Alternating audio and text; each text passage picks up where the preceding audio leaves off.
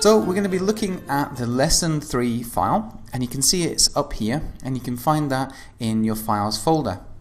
Now I'm actually zoomed in a little bit here. I can press Command and minus or Control and minus to zoom out, Control and plus, and I can also use my thumb, my left thumb, on the spacebar to move myself around.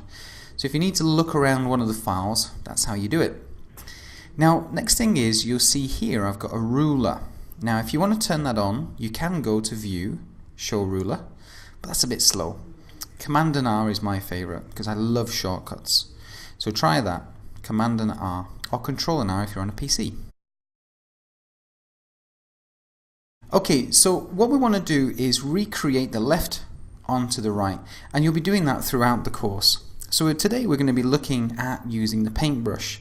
Now if we look on the right hand side here at our layers, you'll see that we have a right layer, a left layer, and then a locked layer. So the frame is just what we use to show you what we're doing. So what we want to do now is be painting on the right layer. Whenever you're doing anything on Photoshop, make sure that you're selected the right layer that you want to be on. Not necessarily the right layer, but just the layer that you want to be working on. Okay, so what we want to do now is just move this down a little bit. Now the first one we're going to do is a nice little kind of hard brush. So what we need to do is select the brush tool, and this is over here on the toolbar. Now if you want to get this very quickly, just press B and that will select it. Now I'm going to select the black color, so I'm going to click on hold on there and then click OK. Now as you can see, my brush is a little bit bigger than you'll see on the left hand side, so just right click and you'll see the size here. I'm just going to move this down to about 20. That's probably about the right size. Yeah, looks good to me. Now, just as a little thing from me, recently I found out that if you have caps lock turned on, it actually the icon that you can see right in front of you disappears. So if you do ever find that, just press caps lock and it'll come back. Just something I recently found out. Right, so what we want to do now is, just following the instructions above, we're just going to do a nice little black thing like that. Now as you can see, mine's not the same, but we need to know why. Now the reason for that is the changes here on the properties bar, so the opacity and the flow. So what I'd like you to do is make sure that these are both 100%. So let's move that up and let's try that again. As you can see, it's much better. But if you did want to make a sort of softer line, then that's how you can do it, by changing the opacity and the flow. Now the next one is a big fat one, so we're going to be right clicking again and then we're going to make this bigger.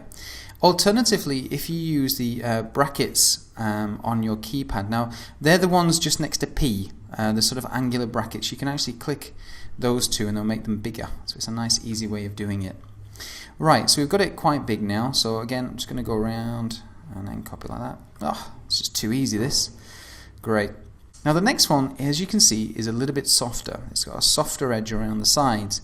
This is good for when you're doing sort of retouching and things like that, and you don't want the retouching edges to be too harsh. So this time we're going to reduce the hardness here. I'm just going to go down to, let's say, 50%, and I'll show you the differences. So if we go to 50% there, alright, I'm just going to quickly do that. I'll just do half of it. Now let me do the next half at 0% hardness. And there we go. You can see how different that is. Alright? Actually, it kind of looks like a snail. So you'll be able to see using the hardness and also changing the size can dramatically change the type of brush that you create. So as I promised you earlier, I wanted to show you how to install some custom brushes. So I'd like you to head over to brusheasy.com. How did I find that? All I did was free brushes. Alright, spelled it correctly. And here, it's right at the top there, so probably a good guess that it's going to be a good website to use. So I just chose this one here. And normally there's a little bit of a pop-up when you click on download, but you can actually just close that or give it a couple of seconds just to start downloading.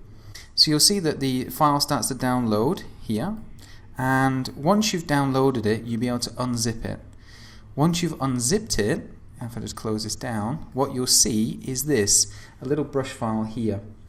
Now all you need to do to install this is double click it, which is very, very useful.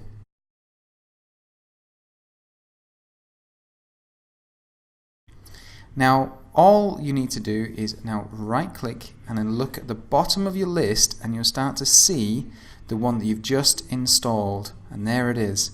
Now I think green's going to be a bit ugly, so I'll just choose a grey colour. Click OK, dink, and there we go, dink, there we go.